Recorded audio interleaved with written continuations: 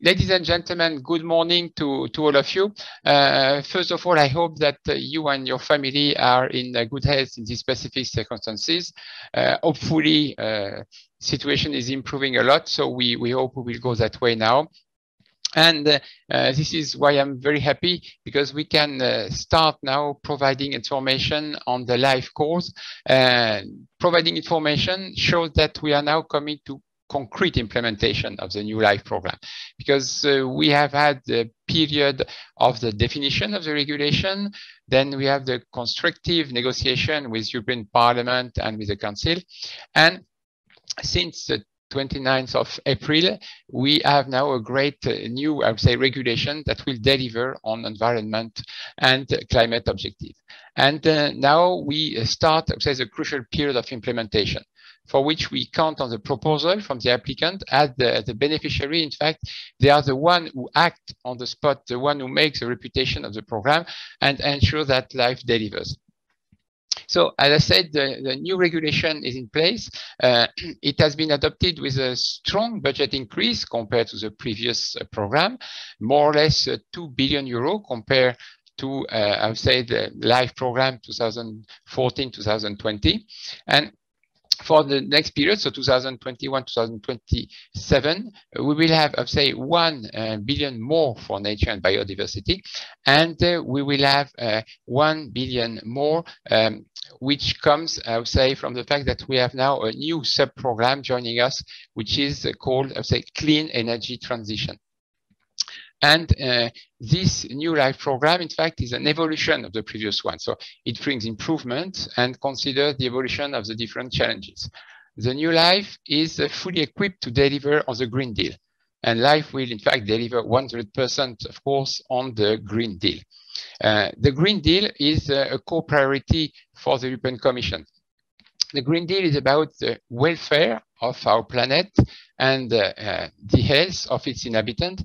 And at the same time, the Green Deal proposes as well a specific strategy for economic growth.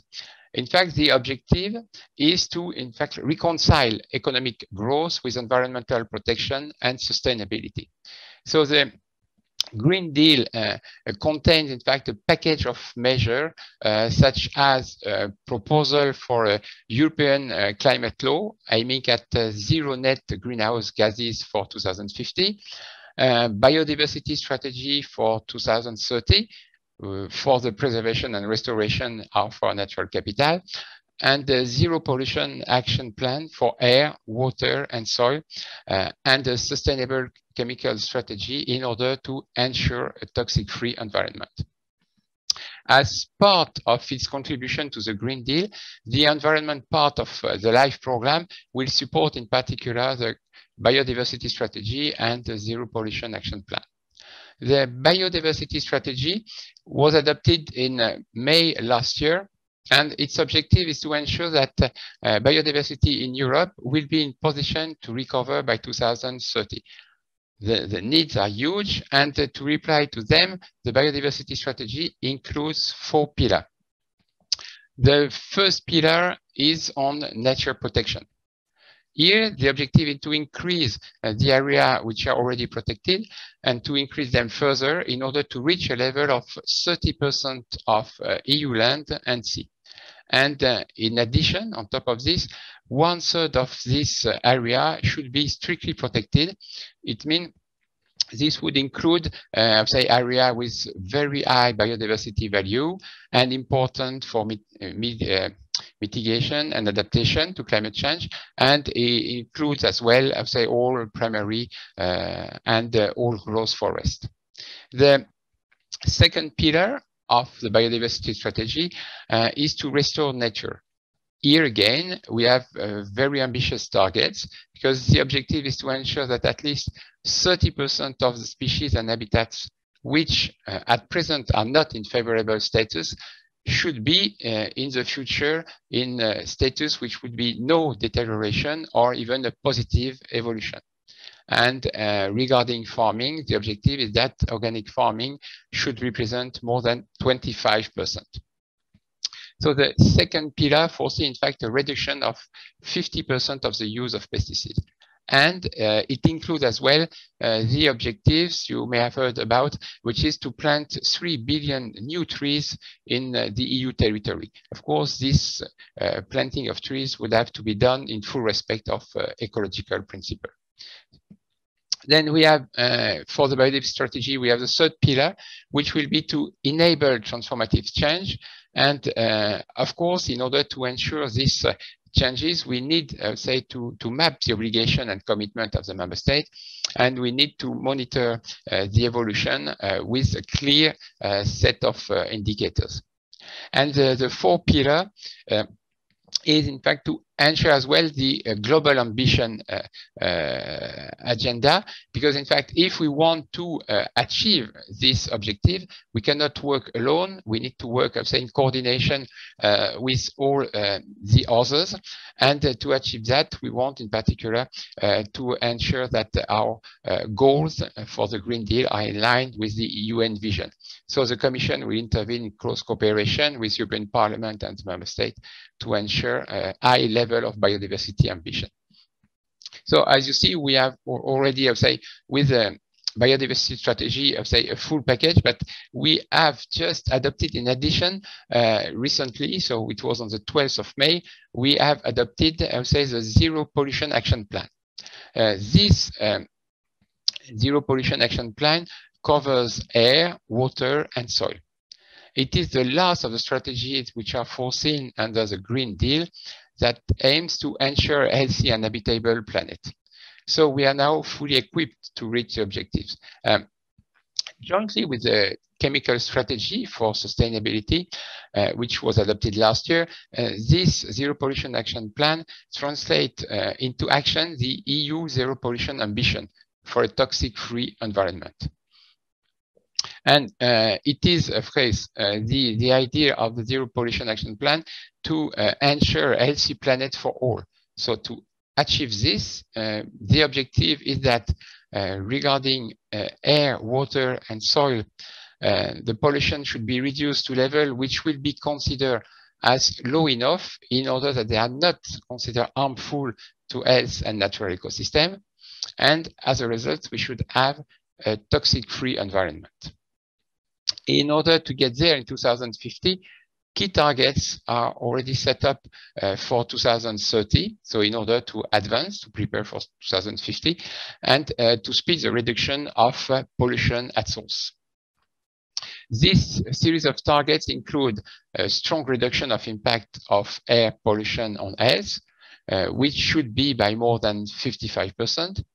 It should go together with a reduction in the share of people chronically disturbed by transport noise. The reduction should be here by 30%.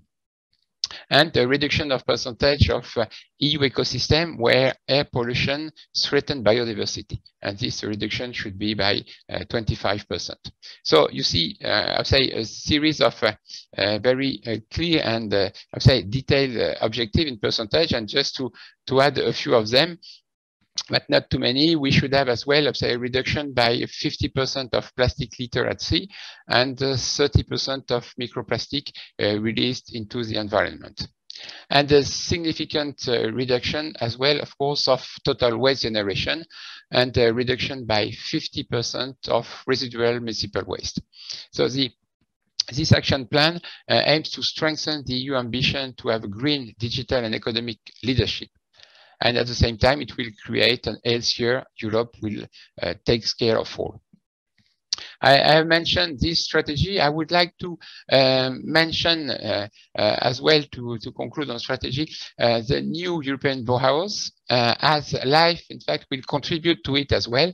So this new European Bauhaus is an integral part of the Green Deal because it aims to translate the principle and objective of the Green Deal into cultural, human-centered, and tangible experiences. At the same time, it aims to accelerate a sustainable greening of the built environment. So the new European Bauhaus is about our everyday life, focusing on better living together in more beautiful, sustainable, and inclusive places, while, of course, respecting the boundaries of our planet. So this new European Bauhaus will combine 3 dimensions. On the one hand, so sustainability, which will include, of course, circularity. The second one is aesthetic. So in order to have a nice place to live, and it will consider also dimension of the quality of experience beyond functionality of the places. And the last point will be, of course, inclusion in order to ensure so accessibility and affordability for all of the different possibilities that will be offered. So the new Bauhaus means, in fact, to implement at local level the global challenges, which is, in fact, as well what LIFE intends to do. And as I mentioned, this strategy, in fact, you may have seen that the LIFE program will be able to concretely provide, I would say, support to all these priorities, because LIFE program, in fact, is the only EU program dedicated exclusively to environment and climate action. It will contribute to 100% of the Green Deal, as I said, and it includes the objective to contribute to at least 30% of the expenditure, I would say, on climate objectives. So considering its budget and the needs, LIFE, of course, cannot have the ambition to solve all the climate and environmental problems, but it can act through the different projects we will implement. It can act as a catalyst. So its role is more to support the testing and demonstration of solutions and the application at the same time of good practices to address environmental and climate challenges. And in other words, in fact, as part of the innovation process, LIFE is in between, I would say, two elements. On the one hand, we have programs like Horizon Europe, which support research and innovation efforts. And on the other hand, we have, say, programs like structural funds, which are conceived to widespread the implementation of innovative practices. So LIFE will be just between the two of them. And from the environmental perspective, if we focus on this, I will contribute to the biodiversity strategy with its sub-program on, say, nature and biodiversity that will contribute, of course, to mainstream biodiversity action in the European Union policies. The sub-program on circular economy and quality of life will address, among others, efficiency, circular economy, clean air, water quality and quantity, soil, noise, chemicals. So all the series of areas that can be covered by circular economy, and it will support the circular economy action plan, the zero pollution ambition, and the toxic-free environment. And as regards the new European Bauhaus, LIFE is already supporting through projects which are implemented now the new Bauhaus idea, because this project is already really in line with this objective, and we will ensure that in the implementation of the new program, we will specifically address this challenge. So LIFE will deliver all these elements. In fact, it will even deliver more, as my colleague will explain on the climate action and clean energy transition. And so to conclude, LIFE is very well appreciated as it delivers. So it's a very well appreciated program. And if it delivers, it's because it delivers thanks to the high quality of the project presented. And as LIFE is, in addition, I'd say, in fact, the result of all the projects which are presented, which are implemented, and their replication. Thanks for your attention.